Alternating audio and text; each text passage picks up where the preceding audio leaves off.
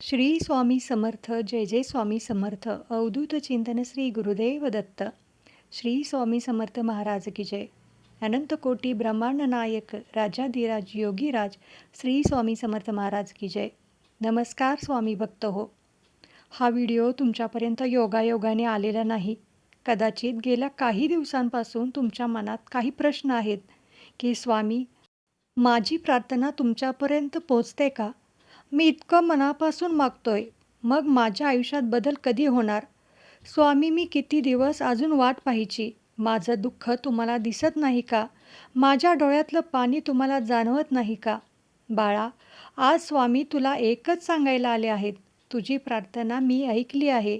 हो बाळा, तू ज्या रात्री सगळे झोपल्यानंतर शांतपणे स्वामींच्या फोटोसमोर बसला होतास, तुझ्या डोळ्यात पाणी होतं, ओठांवरती शब्द नव्हते, पण मनात फक्त एकच हाक होती, ती म्हणजे स्वामी. ती हाक स्वामींपर्यंत पोचली आहे. तुझ्या तोंडातून निघालेला प्रत्येक शब्द, तुझ्या डोळ्यातून पडलेला प्रत्येक अश्रू आणि मनात केलेली प्रत्येक प्रार्थना स्वामींनी ऐकली आहे. आणि म्हणूनच आज स्वामी तुला त्याचं उत्तर द्यायला आले आहेत. बाळा, तू मला विसरला तरी मी तुला विसरलो नाही. बाळा, तुला वाटते की मी स्वामी तुझ्यापासून दूर गेले आहेत, पण सत्य काय आहे माहिती आहे का तुला?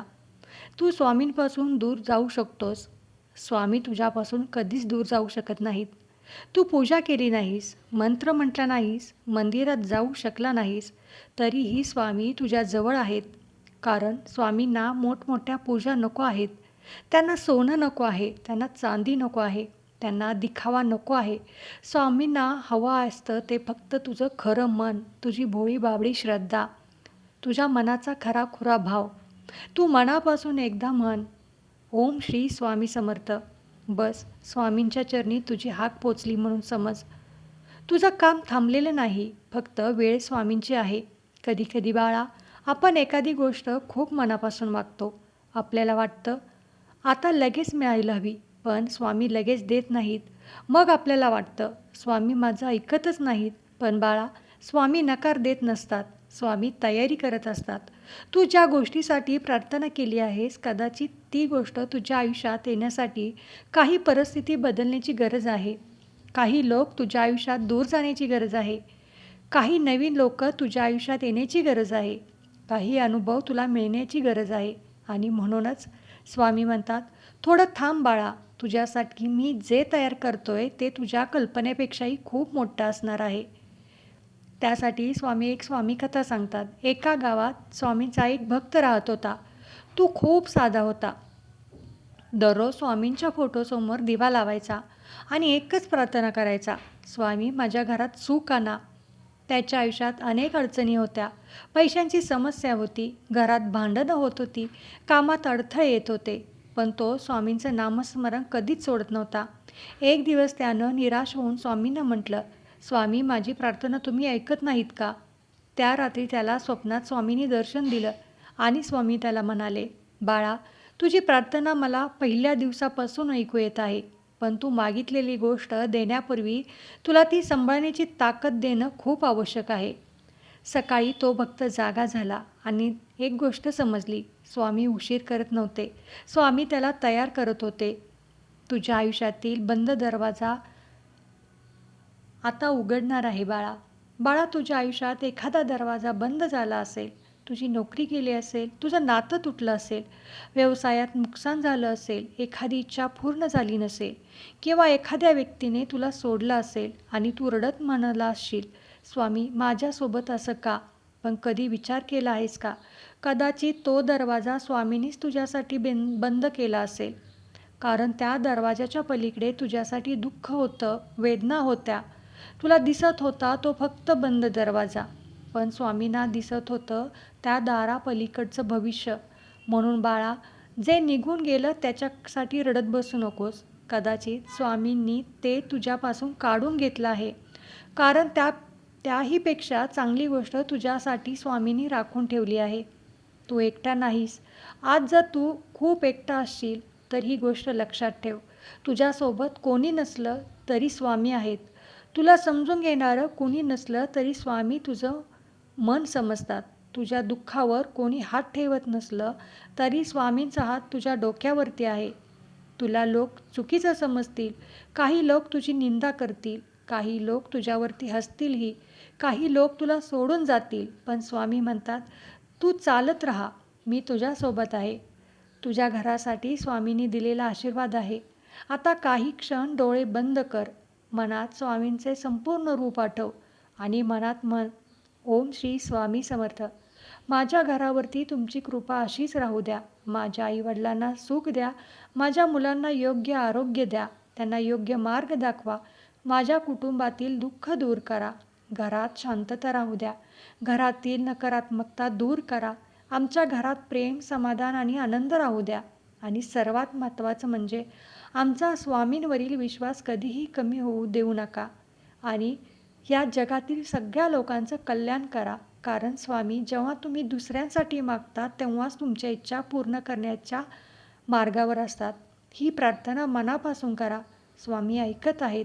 तुझ्या पैशाची चिंता आता तुला भासणार नाही. कदाचित काही जण हा व्हिडिओ पाहताना आर्थिक अडचणीत असतील. कर्ज आहेत, जबाबदाऱ्या आहेत, घर खर्च आहे, मुलांच्या शिक्षणाची चिंता आहे, भविष्याची भीती आहे आणि मनात प्रश्न आहेत. हे सगळं कधी ठीक होणार? स्वामी म्हणतात, चिंता करू नकोस. प्रयत्न तुझे असेच चालू राहू देत. परिणाम फक्त माझ्यावरती सोपव. पण याचा अर्थ हातावर हात ठेवून बसायचं नाही. स्वामींचं नामस्मरण कर आणि त्याचबरोबर प्रामाणिकपणे प्रयत्न कर. नवीन संधींचा शोध तुझ्यासाठी लागेल. तुझ्या चुका सुधार, मेहनत कर. कारण स्वामी कृपा करतात, पण कृपेसोबत कर्मही आपलं आवश्यक असतं. कदाचित अशी एक इच्छा आहे जी तू कोणालाही सांगितलेली नाहीस. तू फक्त ती स्वामींनाच सांगितली आहेस. कदाचित तू अनेकदा स्वामींच्या फोटोसमोर बसून तीच गोष्ट मागितली आहे. आज स्वामी तुला म्हणत आहेत, मला माहिती आहे तुला कोणाला सांगण्याची गरज नाही. तुझ्या मनातील शब्द मला माहिती आहेत. तुझ्या हृदयातील इच्छा मला माहिती आहे. एक गोष्ट माझ्यावरती सोड. कधी द्यायचं, कसं द्यायचं आणि किती द्यायचं हे सर्व काही मला ठरवू दे. तू फक्त विश्वास ठेव. कधीकधी तुला वाटतं, स्वामी माझी परीक्षा का घेत आहेत? परीक्षा म्हणजे शिक्षा नाही बाळा. परीक्षा म्हणजे तुझ्यातील ताकद जागी करणं. जसं सोनं आगीतून गेल्यावर शुद्ध होतं, तसंच माणूस संकटातून गेल्यावर अधिक मजबूत होतो. आज तुला जे संकट मोठं वाटतंय, उद्या मागे वळून पाहिल्यावर तू म्हणशील, स्वामींनी मला त्या संकटातून बाहेर काढलं. आजपासून एक गोष्ट बदल. माझ्यासोबतच असं का? हा प्रश्न विचारणं बंद कर. त्याऐवजी म्हण, स्वामी मला यातून काय शिकवत आहेत? परिस्थिती बदलायला वेळ लागू शकतो, पण तुझा दृष्टिकोन आजच बदलू शकतो. भीतीऐवजी विश्वास ठेव. निराशेऐवजी नामस्मरण कर. रडण्याऐवजी प्रयत्न कर. आणि स्वतःला सतत सांग, श्री स्वामी समर्थ माझ्यासोबत आहेत. नेहमी स्वामींपुढे एकच प्रार्थना कर, हे स्वामी समर्थ महाराज, आज तुमच्या चरणी एकच प्रार्थना आहे. ज्यांनी हा व्हिडिओ पाहिला आहे त्यांच्या मनातील दुःख तुम्हाला माहिती आहे. त्यांच्या डोळ्यातील अश्रू तुम्हाला माहिती आहेत. त्यांच्या घरातील परिस्थिती तुम्हाला माहिती आहे. त्यांच्या मनातील भीतीही तुम्हाला माहिती आहे. त्यांची अपूर्ण इच्छा तुम्हाला माहिती आहे. त्यांची चिंता तुम्हाला माहिती आहे. महाराज, जिथे डॉक्टरांचा हात पोचत नाही तिथे तुमची कृपा पोहोचू दे. जिथे माणसाची मदत संपते तिथे तुमचा आधार मिळू दे. जिथे आशा संपते तिथे तुमच्या नावाचा दिवा पेटू दे. महाराज, या भक्ताच्या घरात सुख येऊ दे, मनात शांती येऊ दे, कुटुंबात प्रेम वाढू दे.